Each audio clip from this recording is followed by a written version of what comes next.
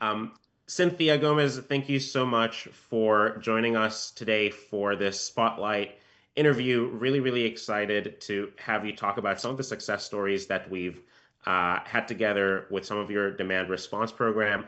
Maybe we can start by introducing yourself and tell us a little bit more about your role at Sonoma.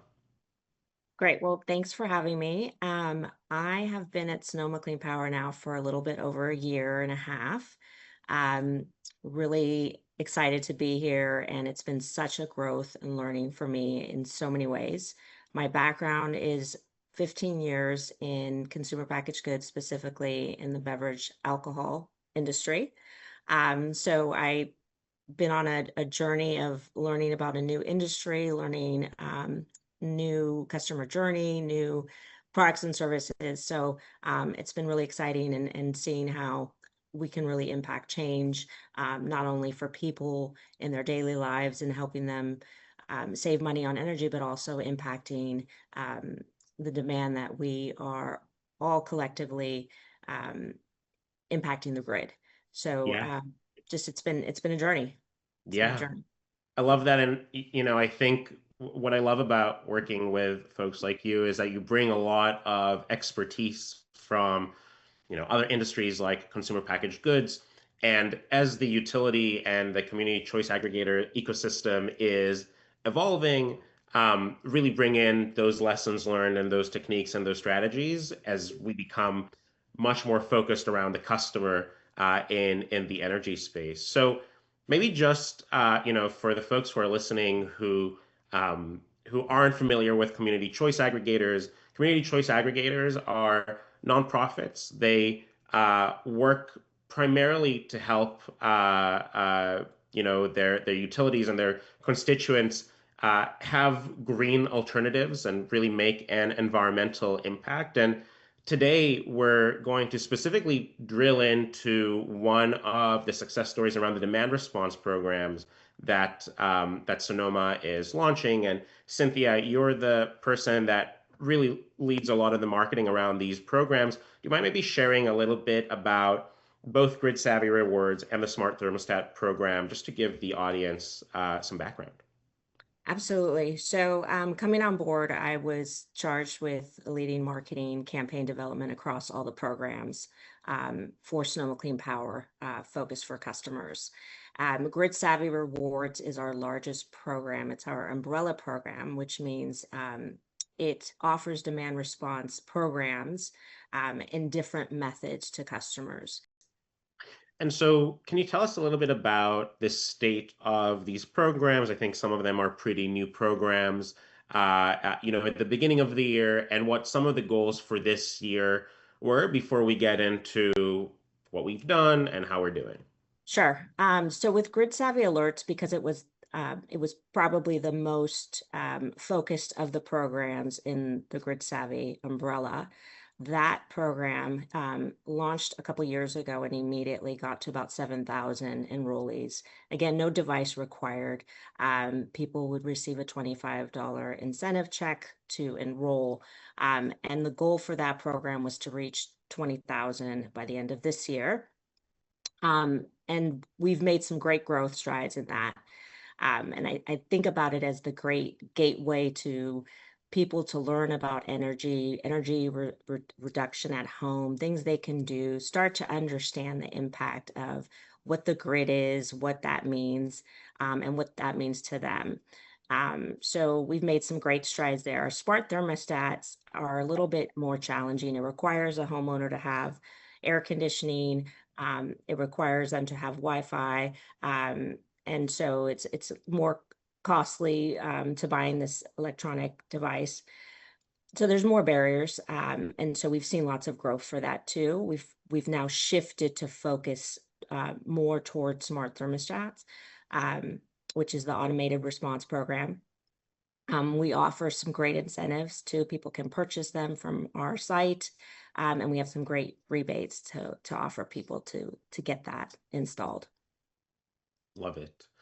And so, putting your marketer hat on when you essentially plop in a few years after one of the program was launched, seemed like it hit, some early great results, but then otherwise plateaued. As a marketer coming in and saying, okay, I really have to essentially double the growth of these programs in a year, what are some of the challenges that you're anticipating, um, as you're planning a campaign like that?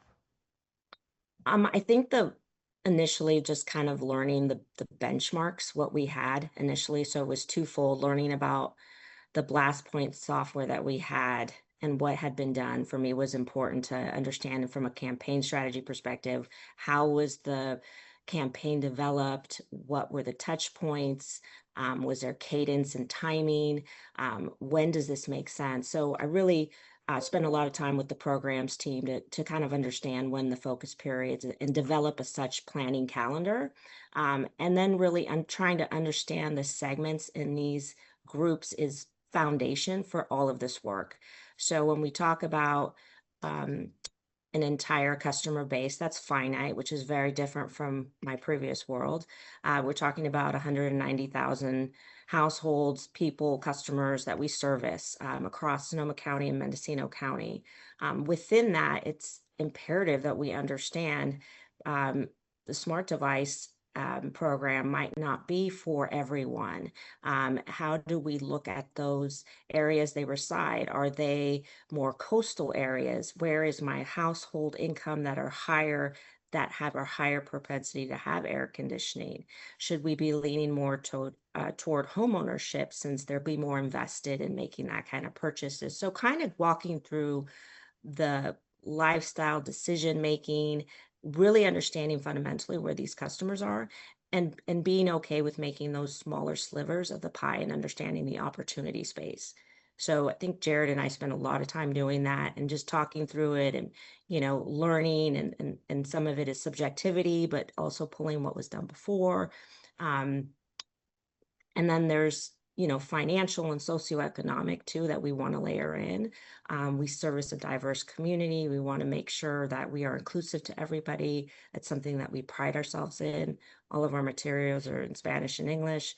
So it's also how do we make sure that we think of everybody when we're creating these outreach vehicles and communicating, frankly. So for me, not being from this industry, and knowing how important marketing messaging and connection with a customer and that emotional connection, that's very much my DNA.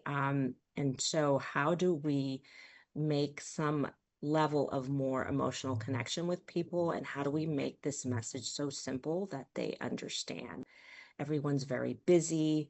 um, how do we communicate in a method that will get their attention? What's happening macroeconomics right now, thinking about that. All of those things are considerations. So a Yeah. lot of time spent, I think, developing the segments, understanding the customer mindset, validation of that, testing messaging. Simultaneously, we've been doing some focus groups that we did at the end of last year around grid savvy that also was very helpful in just nodding, a room full of nodding heads of saying, yeah, we do need to simplify things. People don't know what the grid is. There's a huge amount of people that do in this area, but they're also the majority of people who are just trying to live and survive and pay their bills. Right now, things are really hard. So how do we make things simple? Yeah, and I think that's really important to call out because especially in days like this where things like LIHEAP are potentially going away and uh, people are missing SNAP payments because of the government shutdown.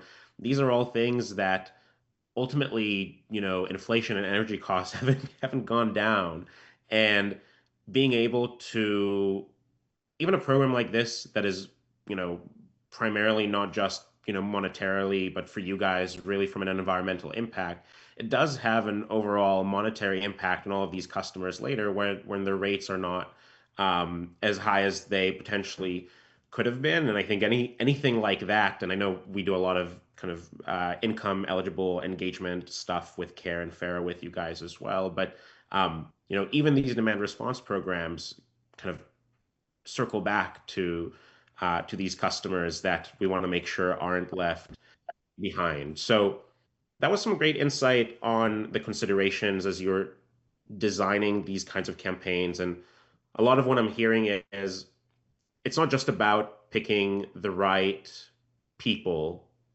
even though that's part of that. It's also making sure that we are personalizing the message and the way that we're engaging with these customers based on what they care about. You mentioned a diverse set of customers. So I'd love it if you and Jared, you could chime in as well, but I'd love to maybe for the audience, for you guys to walk through the process that you went through in choosing who to target, how to split some of these segments, and how you might have engaged differently based on some of these segments.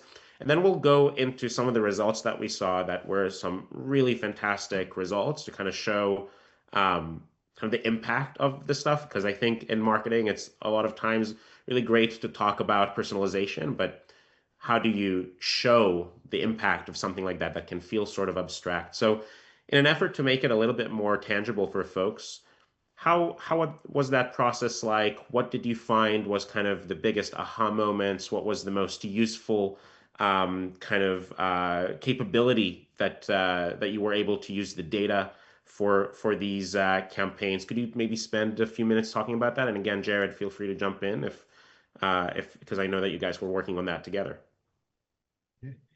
Yeah, I think once we started building those benchmark segments, I think March was our first test, where I'd call it a mini campaign where we sent email out to two specific groups.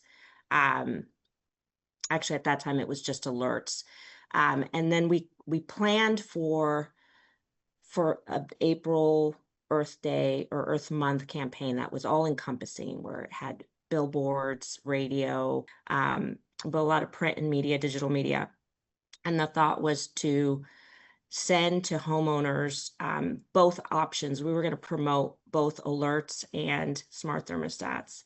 Mhm. And I think we, although challenging, we were offering two different programs within, but we were trying to distill, if you have air conditioning and you want to save energy, here's a method to do that. We have this incentive.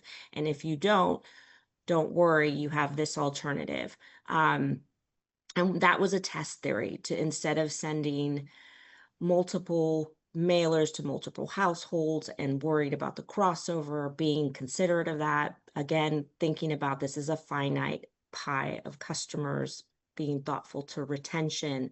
Um, we tested the theory that way, and it proved to be effective.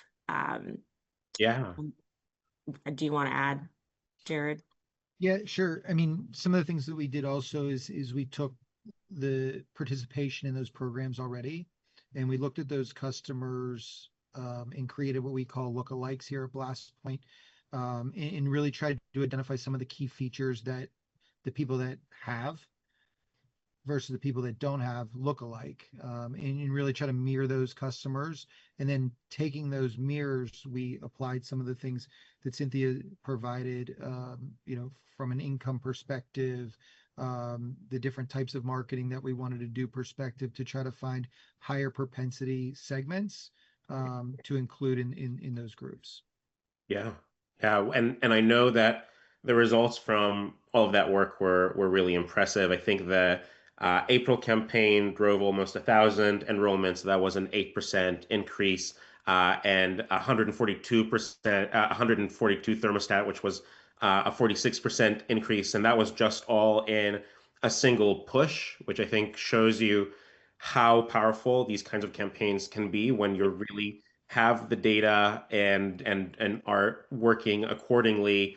I know the last time we had a report come in September, we were already at another 11%, almost 12% for grid savvy enrollments, another 67, 68% there for their smart thermostats. And, I'm curious. Because I know we kind of started to talk about the segmentation and the planning with the segments prior to launching these campaigns, but what are some of the channels? Has it been mostly email? Has it also been mailers? You mentioned broadcast and radio. Um, Tell me a little bit more about some of these channels. And I'm curious, I don't know what the right answer here is, so keep me honest, but I know that BlastPoint has a lot of insights on channels. And so what was that at all part of the consideration and insights that we see these segments work really well with these channels, um or not so much? Not so much in these two campaigns. I think the majority we looked at household income Mhm. and segmented of location and homeowners was kind of our baseline to begin our foundation for segmentation. As we move forward with other new programs that we're promoting, like the energy savings box, we are looking at that. We also have um, another campaign that we're developing that's close to the center, and it's very small, but it's dependent on proximity to the center. So we're testing other theories out. So we're starting to use now the propensity model, and I want to now use more of that lookalike theory. So we're getting more advanced, which is exciting. I think what you see in the spring campaign and summer to me was really foundation work, was Yeah. really like, okay, let's test some theories. We sent dual messaging that worked. Summer, we separated, it still worked. What is more thoughtful? What makes more sense? Testing messaging, simplifying things, making that 360. And so I think really touching all the channel mixes that make sense to these groups. Radio has been something brought in that we're doing now for the energy savings box that I'm excited about offering that in dual language. Also starting to develop going into 2026, thinking about Spanish adaption or Spanish development rather than Spanish adaption. Mhm. So from customer first mindset versus after. Really thinking about the cultural inclusivity across the board at more touch points and starting from that place. So I think as we move forward, it'll be more exciting to see how we kind of pivot to those things. But I think I'm excited about, I feel like we're at a place now, I've graduated to level up to use the platform in a more sophisticated way. Um, and again, it's been a partnership with Jared. Like just we spend an hour and we go through all the things and scenarios and the list build. And I'm excited about that. And I'm also excited we're going to be getting a more robust digital CRM soon. That my hope is that this data will feed in the segments there, and that will allow us to do a lot more personalization on the digital side, which I'm really excited about, and test more theories. Awesome. I feel like people don't realize this, but marketing is such a scientific um, profession, right? When you do marketing right, which you clearly are, it's really an iterative process that requires experimenting, looking at the data, and iterating. And I love that we're able to help you do that, especially when it comes to like actually serving, vulnerable customers and improving just the environment. So that's really awesome. I'd love to maybe hear a little bit from you, Cynthia, about, well, a question I get a lot is, I'm a marketer. This is data. I'm not a data scientist. So just to give folks a little bit of a taste of what it's like to work with our platform and with BlastPoint, could you talk a little bit about what it's been like? What's the learning curve? Is that, a lot of times people ask, is it something that will save me time? How long would it take you to do the things that we were able to do together if BlastPoint wasn't there? Could you talk a little bit about that from that perspective, how we were able to enable um, this campaign and others like it? Yeah, I can't speak more highly of just the partnership. For me, the segmentation development, the understanding of the base of my customers, because it is finite, because it is a defined pool, it is critical that for me as a marketer to really understand that. And I still can't say that I fully do it today, but I know we're on a journey and we're getting better. Um, and it's such a customer centric industry which is also in a service way, Mm-hmm. which is different to me than from CPG. So those nuances make the data understanding critical. So for people that I think the platform is very easy to use. I think if you have a partner that's on the call with you and starting with the question for me, I think we always start like, okay, well, what are you trying to do, Cynthia? What's your goal? I know that I've got 45,000 renters in my total population. These are my people. How am I going to get this in their hands? So let's scale back. What do we know about these people? Do we want to dice? Are they over? Are they high household income? Are they lower? Is Care Fair a part of this conversation? Is this a vehicle that will be helpful for them? And so we go through kind of really understanding your product, right? Your first level of marketing and understanding who it's for. And then I'm marrying to who I'm looking for in here. And I Mm-hmm. really want to understand that. And I want to think about what the best ways to connect with them and how to package this up and how to ultimately create conversion, right? In a relationship is ultimately what we're trying to do.